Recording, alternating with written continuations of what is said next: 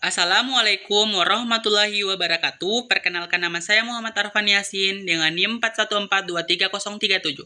Di sini saya akan membahas materi tentang korupsi, ragam, dan hukumnya.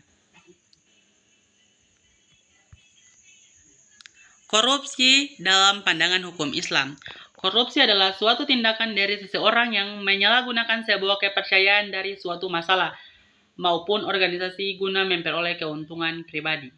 Korupsi sendiri berasal dari bahasa Latin atau yaitu corrumper dan mempunyai arti rusak, memutarbalikkan, busuk, dan menggoyahkan. Definisi korupsi menurut undang-undang. Selain itu, pengertian korupsi juga tercantum dalam Undang-Undang Nomor 31 Tahun 1999 tentang pemberantasan tindak pidana korupsi yang menyatakan bahwa korupsi adalah setiap orang yang tergolong melawan hukum melakukan suatu perbuatan memperkaya diri sendiri, menguntungkan diri sendiri atau orang lain, ataupun suatu kelompok, menyalahkan kewenangan maupun kesempatan dan sarana yang ada padanya karena jabatan atau kedudukan yang dapat merugikan keuangan negara dan perekonomian negara. Hukuman dan dalil korupsi dalam Islam. Setiap perbuatan buruk memiliki hukuman di dunia untuk menjadikan jera pelakunya dan menjadikan dia taubat dan tidak lagi melakukan perbuatan tersebut. Tindakan pidana semacam ini disebutkan dalam Quran Surat Al-Maidah halaman 5 ayat 33. Surat kelima ayat 33 dengan sanksi hukuman mati, salib, potong tangan, dan kaki secara menyilang atau pengasingan. Menurut sebagian ulama, hukuman untuk pelaku korupsi tidak terdapat dalam nasihat Al-Quran, sehingga takdir adalah salah satu sanksi bagi koruptor, bukan hudud. Menyamakan korupsi dengan mencuri berarti melakukan analogi dalam bidang hudud, sementara hudud tidak dapat dianalogikan dengan kasus apapun.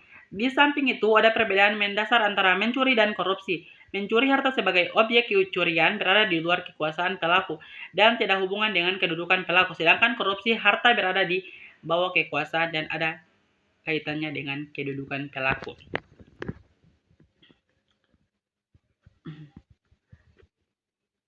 Surat bunyinya ialah, wahai orang-orang yang beriman, janganlah kamu saling memakan harta sesama dan dengan jalan yang batil atau tidak benar kecuali dalam perdagangan yang berlaku atas dasar suka sama suka di antara kamu, dan janganlah kamu membunuh dirimu, sesungguhnya Allah Maha Penyayang kepadamu. Motif-motif korupsi. Motif seorang dalam melakukan korupsi di antara motif personal, elektoral, dan adanya money politik sistem yang berpeluang memunculkan korupsi serta solidaritas. Motif personal dilandasi sifat dasar manusia yang tabiat alamiah tak pernah puas, pejabat negara melakukan korupsi dengan tujuannya memperkaya diri. Motif elektoral. Adanya kewajiban membayar uang mahar demi mendapatkan rekomendasi pencalonan oleh sebuah partai politik. Jumlah uang mahar yaitu tidak kecil, meningkatkan resiko korupsi demi mengembalikan uang hutang untuk biaya pencalonan. Figur kandidat yang lemah menimbulkan terjadinya praktik money politik. Kandidat berusaha memikat calon dengan menebar uang di daerah pilihan atau basis pendukungnya. Kelemahan dalam sistem seringkali dimanfaatkan oleh orang-orang yang tidak bertanggung jawab untuk melakukan pembenaran atas tindakannya korupsi yang mereka lakukan. Tindakan pidana korupsi dapat dilakukan oleh seseorang sebagai akibat dari solidaritas kepada teman-temannya dalam suatu lembaga. Bila 9 dari 10 orang menyetujui peraturan yang mengakibatkan tindak pidana korupsi, maka satu orang tersebut mau tak mau harus menyetujui hasil pemungutan suara tersebut. Dampak korupsi. Berikut merupakan beberapa akibat negatif dari adanya kegiatan korupsi. Yang pertama, menurunkan martabat penguasa resmi. Yang kedua, memberi contoh yang tidak baik bagi masyarakat. Yang ketiga, membuat para pengambil kebijakan enggan untuk mengambil tindakan. Yang keempat, tindakan yang perlu bagi pembangunan tetap tidak populis. Yang kelima, menimbulkan keinginan untuk menciptakan hubungan dengan hubungan khusus. Yang keenam, yaitu menimbulkan fitnah dan rasa sakit yang mendalam. Menghambat waktu pengambilan keputusan. Dari Adi bin Amirah al-Kindir radhiyallahu anhu berkata, barang siapa di antara kalian yang kami tugaskan untuk suatu pekerjaan atau urusan lalu dia menyembunyikan diri dari kami sebatang jarum atau lebih dari itu, maka itu adalah gulul atau belenggu harta korupsi yang akan dibawa pada hari kiamat. Adi berkata, maka ada seorang laki-laki hitam dari Ansar berdiri menghadapi Nabi Shallallahu Alaihi Wasallam.